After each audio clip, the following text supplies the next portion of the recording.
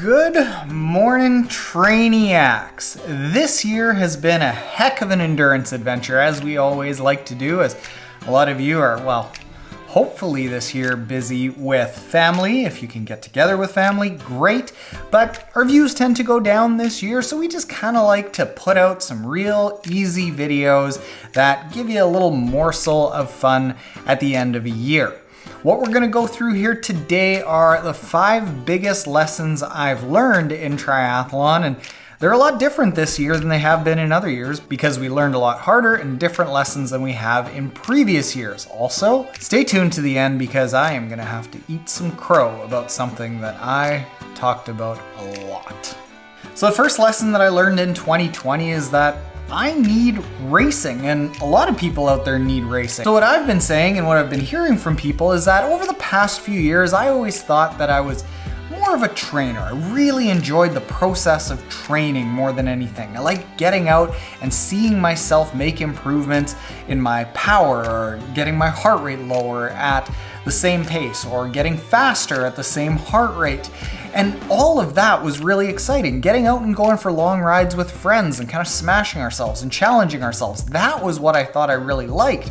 But what I learned this year is that I really only like that because it's in pursuit of a race. And I need racing.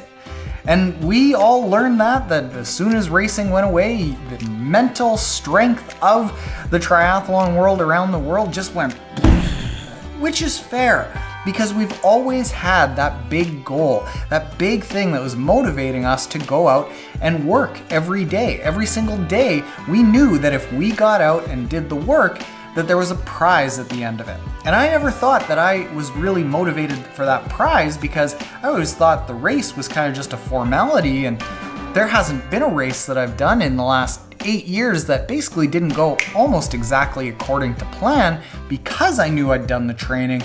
But that race, I found out this year, is really important. Having a goal is really important. So what I'm gonna do moving forward is when racing comes back, and basically when it stops being just winter from Game of Thrones out there, and I feel healthy and ready to get back at really formal training, I'm gonna have a goal. As small as it might be or as large as it might be, I'm going to have a goal on the schedule to give the training purpose. And as I've always said, I'm gonna try to make that goal something that scares me just a little bit. And that little bit of scared feeling every single day is what's going to get me motivated and keep me excited. Next thing that I learned is that every swim coach out there is going to hate me for this. Swimming just ain't that important for us triathletes. And swimming well is easier than you think. What I experienced is that when the pool shut down, I still had the Master Spa swim spa, and I could come in here and get in 2 or 3 30-minute sessions, but I wasn't really swimming with a ton of purpose. So when I got back to the pool 3 months after it was closed, I figured I was gonna be way slower. I really wasn't. Cardiovascularly, getting the breathing pattern down again at that higher effort level, that took about 4 or 5 sessions, but it came back really quick. The speed also came back really quick. I thought that that was just because of me, but then what I found out, as all of you started going back to your pools, a lot of you found out that, hey, you got back to your pre-lockdown swim paces really quickly. So what this tells me is that, well, swimming at our moderate age grouper, decent kind of level is a lot easier than you think. Now, this isn't for the elites who need to make that front swim pack, and they're already up here, so it's easy for them to fall from that peak swim technique and fitness and feel for the water kind of effort. And it's not to say that swimming isn't that important, but when I look at it, even at the longest distance races, and I know this is where the swim coaches are gonna lose their mind because I know you do have to be fresh coming out of the water. You can't completely gas yourself. But if you build yourself up to a level of being sufficient in the water, essentially not losing a ton of time, so we're talking under 40 minutes for a half Ironman, under 75 minutes for a full Ironman, all of that additional massive amounts of swimming might not be the best use of your time because you're gonna swim a pile to get marginally faster Whereas on the other hand, you can take a fair step back, go into maintenance mode with your training, and gain huge amounts of time on the bike and the run. And you know what? I've done multiple studies when I've got big, massive amounts of finisher time data, and other individuals, researchers have done big studies, and frankly, fast swim times don't correlate as much with fast overall triathlon times as the bike and the run do. Like, it's not even close. So going forward, I'm kind of gonna put my swim into cruise mode.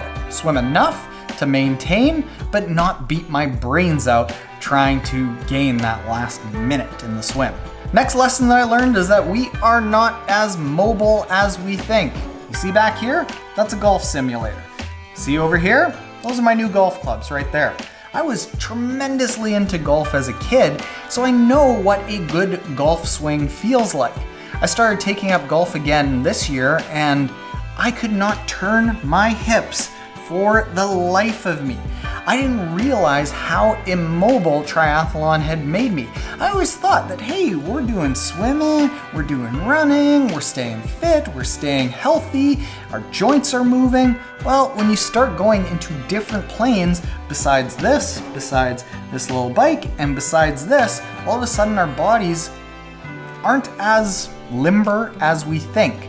And that is a really big detriment when we look at reasons that people become injured for a long time in their 40s or 50s and take them out of the game from being a healthy 60, 70, 80-year-old. It's because of a lack of mobility and body awareness. So personally, you see them right there in the dark? That's a yoga mat. I'm doing a little bit of yoga for like 10, 15 minutes every morning. Combine it with a little bit of meditation, so it's like a meditative kind of yoga, just to keep myself healthy, because I want to be a 65, 70-year-old who's still in the game. I don't want to try to win the game right now at the expense of maybe bringing myself completely out of the game due to an injury later. The next lesson is completely related to that, and it's that we are not as strong as we think. Yeah, I do my core exercises and I do my deadlift routines. But again, when I started this year throwing around kettlebells and going into movement patterns that were new, I realized that I'm not that versatile. I'm very linear. As long as I can do strength movements this way, everything's perfectly fine. Ask me to go an inch that way, everything gets a little bit not so strong.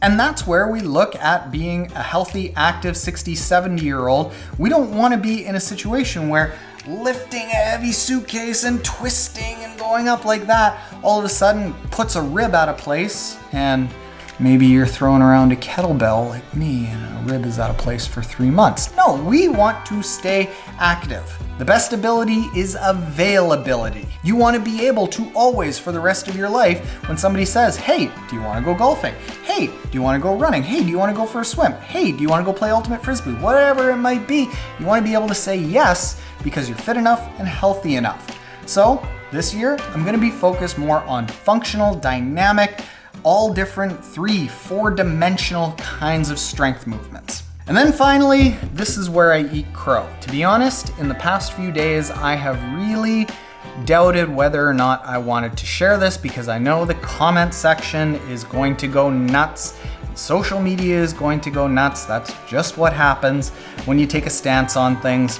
But low carb, yes, I'm still a believer in it. Am I more cautious of it after this year? Yes. Let me explain why. First off, having a higher ability to burn fat as fuel is critical if you want to do well in a half Ironman or an Ironman. That's just basic math. That's how it is. So yes, I believe that there are workouts that you should restrict carbs beforehand to be able to improve that fat oxidation.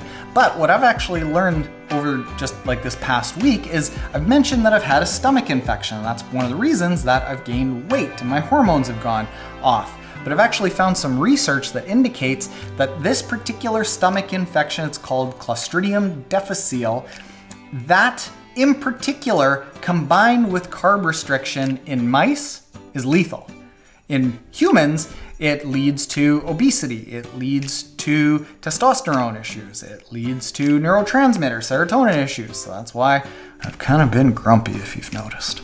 So more what I'm going towards is carb timing. That's what I've talked about for the last bunch of months, that instead of going for strict carbohydrate restriction of 50 grams or less, or even 130 to 150 grams or less, instead, just pick some workouts that beforehand you restrict your carbs, then you come in with all the good carbs that you want for the rest of the day. It's kind of what I've been saying for the last 6 months, but sure, the comment section is gonna go nuts on me and be like, Taren, we told you so, we told you so. Yeah, I get that. I deserve that. I didn't know that I had a stomach infection.